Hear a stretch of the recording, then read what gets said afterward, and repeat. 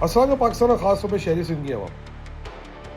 کراچی کی روڈوں پہ ڈمپروں نے ایک طوفان بدتمیزی مچایا ہے, قیامت مچائی ہوئی ہے. روز کوئی دن ایسا نہیں گزرتا جب آپ کو یہ سننے میں نہیں آتا کہ کراچی کی روڈ پہ کوئی ڈمپروں سے مارا گیا. اس سال کے شروع سے ابھی تک 90 قریب لوگ روڈ ایکسیڈنٹس میں اور 60 سے 70% لوگ ڈمپروں کے ہاتھوں کچلے جا چکے ہیں.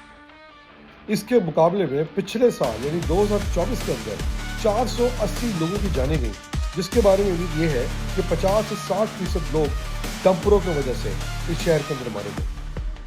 اب ڈمپر تو لاہور میں بھی چلتے ہیں, ڈمپر تو اسلام آباد میں بھی چلتے ہیں, بھائی وہاں تو زیادہ چلتے ہوں گے, وہاں زیادہ ترقیاتی کام ہوتا ہے, مگر ڈمپر صرف کراچی کے لوگوں کو رونتے ہوئے کیوں نکل جاتے ہیں؟ اسی سوال کا جواب کراچی والے کئی مہینوں سے کئی سالوں سے تلاش کر رہے ہیں اور حکومت سے اپیل کر کر کے تھک گئے, روز لاشیں اٹھا کے تھک گئے.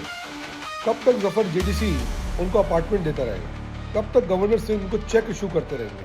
کب تک اس کے اوپر MQM جو کراچی کی جماعت ہے اس کی طرف سے کنڈیمنیشن کا اسٹیٹمنٹ آتا رہے گا, پریس کانفرنس ہوتی رہے گی؟ کب تک پیپلز پارٹی والے بہانہ بناتے رہیں گے کہ لوگوں کو بھی روڈوں پہ دیکھ بھال کر چلنا چاہیے؟ کب تک پولیس والے IG سندھ صاحب یہ کہتے رہیں گے کہ بھائی لوگوں کو بھی سوچ سمجھ کر چلنا چاہیے؟ اور جب ڈمپر والوں سے بات کریں تو وہ کہتے ہیں جی کراچی کی تو روڈیں صحیح نہیں ہیں. مگر کوئی یہ نہیں دیکھتا کہ یہ مافیا نہ اپنی گاڑیوں کو مینٹین کرتا ہے, نہ لوگوں کے روڈ کا خیال کرتا ہے, نہ لائسنس ان کے پاس ہوں گے.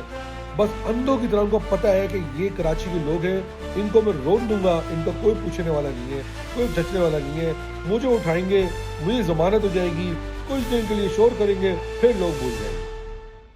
یہ کراچی کا نوحہ ہے.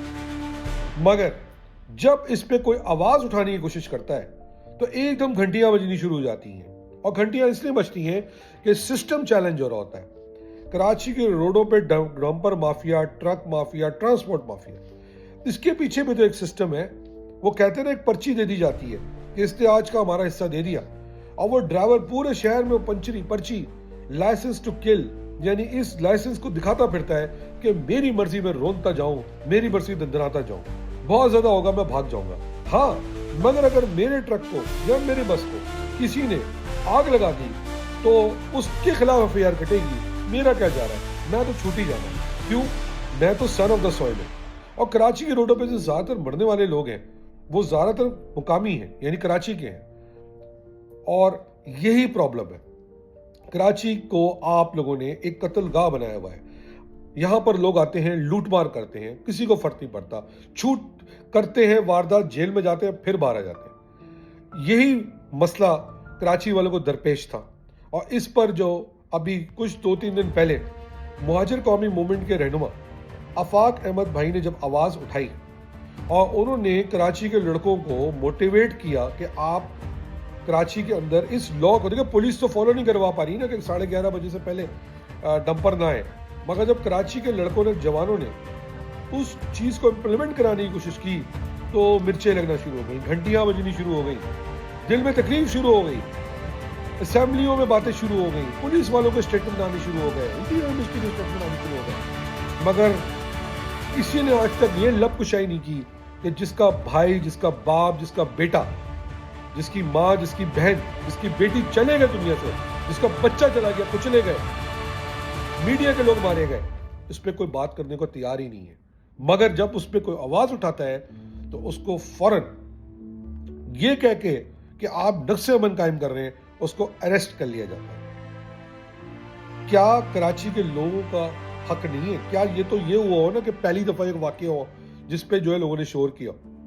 کیا 400 جانیں یا 500 جانیں یا 1000 جانیں کراچی والوں کی, کیا پاکستان کے لیے اس کی کوئی اہمیت ہے کہ نہیں ہے؟ کوئی یہ بتا دے.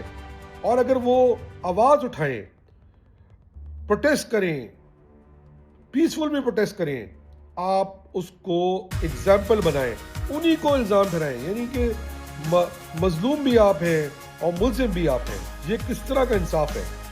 آفاق احمد بھائی کو میری رپورٹ کے حساب سے اریسٹ کر لیا گیا ہے کچھ گھنٹوں پہلے, اس لیے کیونکہ وہ اس واقعہ کے خلاف آواز اٹھا رہے تھے. صبح میں نے کلپ دیکھا جس کے اندر ٹینکر مافیا کا चेयरमैन धमकी दे रहा था कि अगर मुझे रोका गया तो मैं शहर के एंट्रेंसेस बंद कर लूंगा। क्या उसको एस्टैब्लिशमेंट ने स्टेट को थ्रेट करने में उठाया? मतलब वो जिस शहर की एंट्रेंसेस को बंद करने की बात कर रहा है वो पाकिस्तान की शहरग है, उसको तो किसी ने नहीं उठाया। मगर शाम को अभी खबर आई है आफाक अहमद भाई को अरेस्ट करके कोरंगी टाउन ले गए। मेरा इनके मुहाजिर मूवमेंट हकीकी से कोई ताल्लुक नहीं है। अब मुझ पे लोग इल्ज़ाम लगाएंगे, मगर आफाक अहमद चूंकि एक मुहाजिर है इसलिए उसको अरेस्ट कर लिया।